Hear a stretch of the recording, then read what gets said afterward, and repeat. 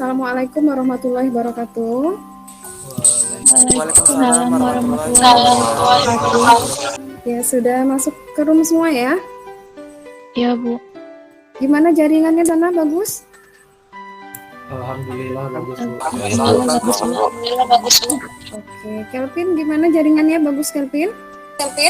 Bagus Bu, bagus Bu. Laurencia? Bagus, Bu. Alhamdulillah. Mudah-mudahan tidak ada kendala di jaringan.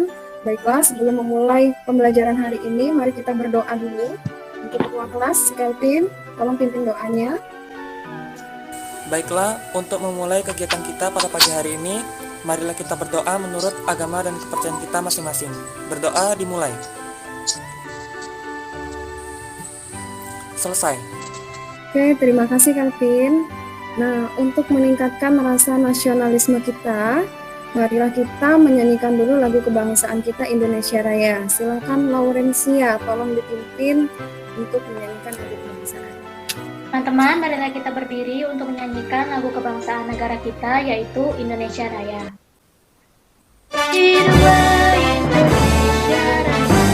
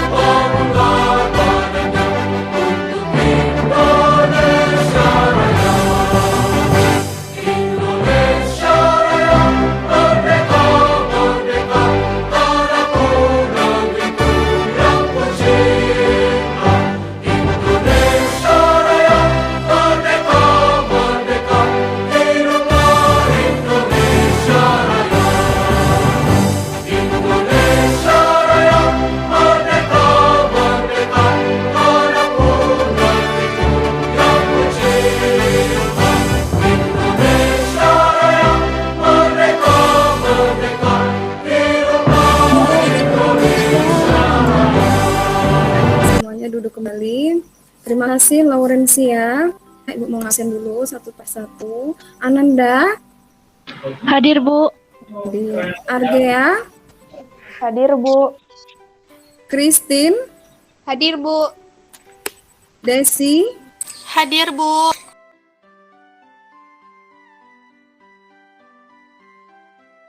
Alhamdulillah hadir semua. Nah, gimana kabarnya Ananda semua? Sehat? Sehat, Bu. Alhamdulillah. Nah, jadi walaupun kita pembelajaran daring ini di rumah masing-masing, tetap harus menjaga protokol kesehatan ya.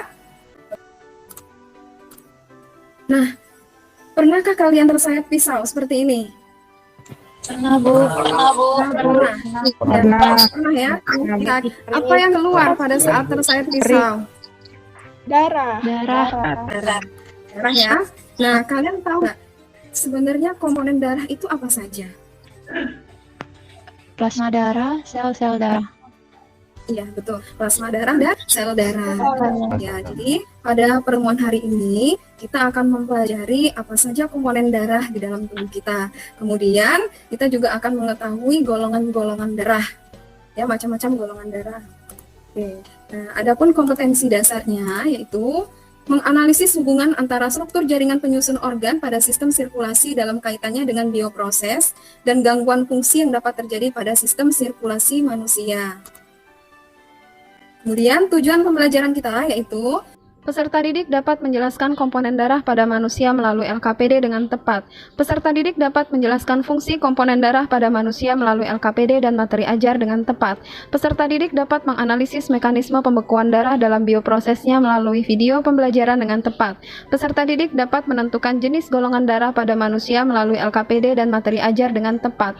Peserta didik dapat menganalisis kecocokan golongan darah donor dan resipien dalam transfusi darah melalui LKPD dan materi ajar dengan tepat. Ini tujuan yang akan kita capai.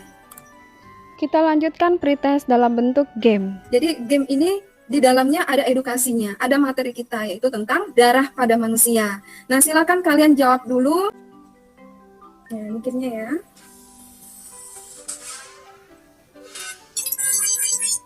Oke, sudah selesai. Ibu lihat di sini sudah keluar ini skornya.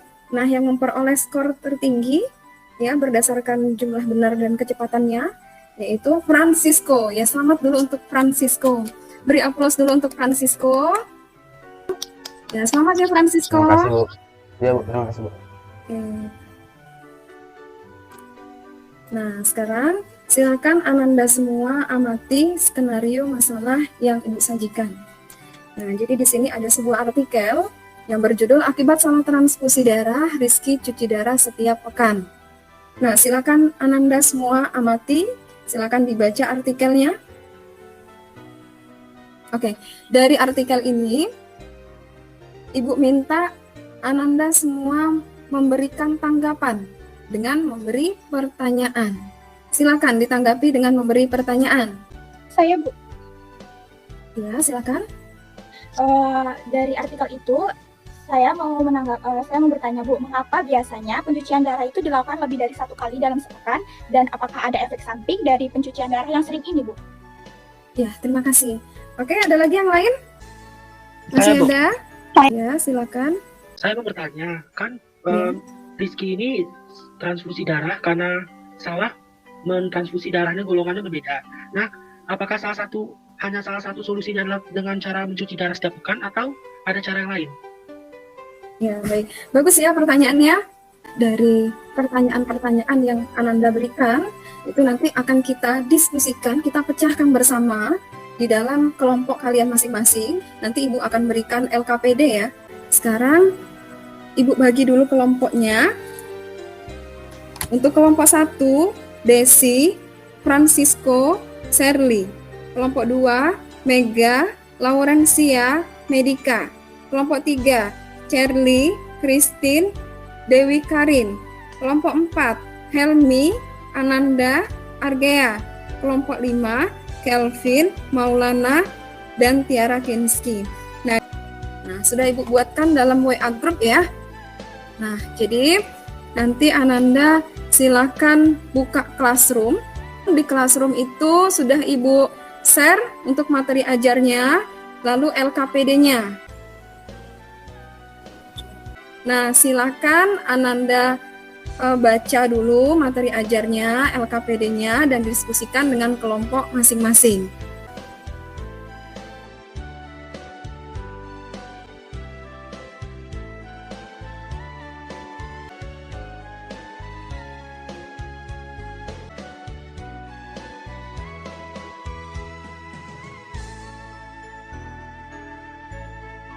Silakan disatukan, lalu kirimkan ke Classroom.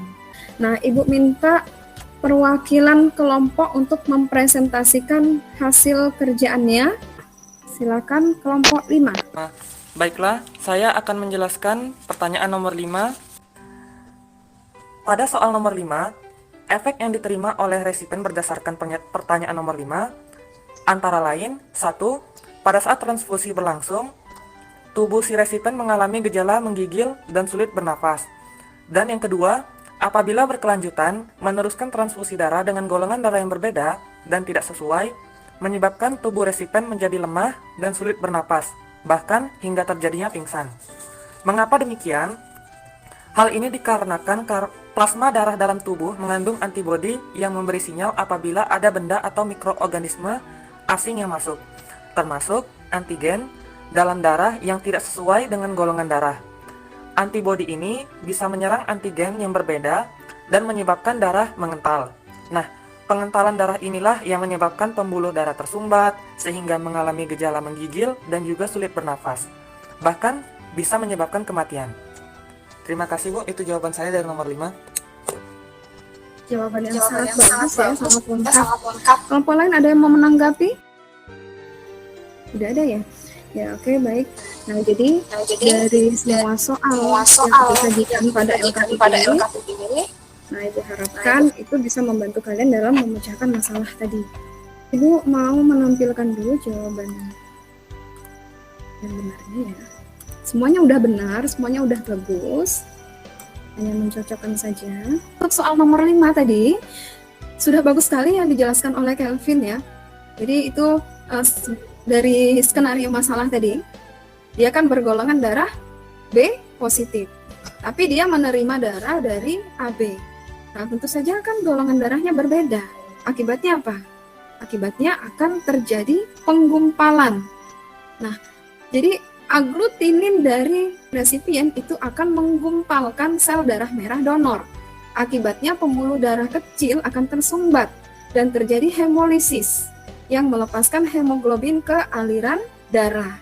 Hemoglobin yang terbawa ke tubulus ginjal akan mengendap dan menutup tubulus sehingga ginjal menjadi tidak berfungsi. Nah, ginjal yang tidak berfungsi itu ya tindakannya yaitu dengan dilakukan cuci darah. Nah, makanya si Rizky tadi pada artikel itu dia harus menjalani cuci darah. Karena itu tadi ginjalnya sudah tidak berfungsi. Nah, itu saja ya untuk tambahan dari Ibu. Nah, dan untuk kelompok yang aktif Ibu berikan award ya berupa nilai plus. Nah, Ibu pengen kalian semua menjawab post-test yang Ibu bagikan di classroom. Silakan dijawab dulu post-testnya, Ibu beri waktu 5 menit. Ya, silakan. Nah, ini soal post-testnya itu ada yang pilihan ganda, ada juga yang uraian. Ya, nilainya bagus-bagus ya. Ini langsung keluar nih hasilnya untuk yang pilihan ganda, soal pilihan ganda tadi. Jadi ada 5 orang nih yang memperoleh skor tertinggi yaitu skor 100. Ya, selamat untuk yang memperoleh skor tertinggi. Beri aplaus dulu untuk teman-temannya. Ya, bagi yang belum mendapatkan nilai 100, silakan kalian belajar lagi ya. Diperbanyak lagi untuk membaca. Apa kesimpulan dari kegiatan pembelajaran kita hari ini? Ya, Ananda, silakan. Baiklah, di sini saya akan menyimpulkan yang pertama yang dipelajari yaitu komponen penyusun darah. Ada 2, plasma darah dan sel-sel darah. Plasma darah itu terdiri dari sekitar 90% air dan 10% zat terlarut. Zat terlarutnya merupakan protein, garam-garam atau ion, nutrisi, hormon, karbon dioksida, dan sampah nitrogen. Yang kedua, sel-sel darahnya terbagi menjadi 3, yaitu sel darah merah atau eritrosit, sel darah putih atau leukosit, dan keping darah atau trombosit. Kemudian golongan darah. Golongan darah terbagi menjadi 4, yaitu golongan darah A, golongan darah B, golongan darah AB, dan golongan darah O. Golongan darah O bisa disebut sebagai donor universal karena dia dapat memberikan darahnya kepada setiap golongan. Kemudian golongan darah AB disebut juga sebagai resipien universal karena dia dapat menerima darah dari semua golongan. Sekian. Ya, terima kasih Ananda. Itulah tadi kesimpulan dari kegiatan pembelajaran kita hari ini ya. Nah, jadi untuk pertemuan berikutnya, silakan Ananda semua pelajari tentang alat dan mekanisme sirkulasi pada manusia. Jadi kita harus bersyukur ya kepada Allah Subhanahu wa taala karena kita masih diberikan kesehatan. Nah, kalian tahu kan fungsinya darah itu sangat penting di dalam tubuh kita. Jadi upayakan kalian harus tetap menjaga kesehatan. Nah, dan juga karena kita masih pandemi seperti ini, tetap menjaga protokol kesehatan. Ibu akhiri untuk pembelajaran hari ini. Mau Kelvin pimpin dulu doanya. Ya Bu, baik Pak. Baiklah, untuk menutup pelajaran kita pada siang hari ini, marilah kita kembali berdoa menurut agama dan kepercayaan kita masing-masing. Berdoa dimulai. Selesai. Ya, terima kasih Kak Peggy. Untuk hari ini kita lanjutkan di pertemuan berikutnya. Wassalamualaikum warahmatullahi wabarakatuh.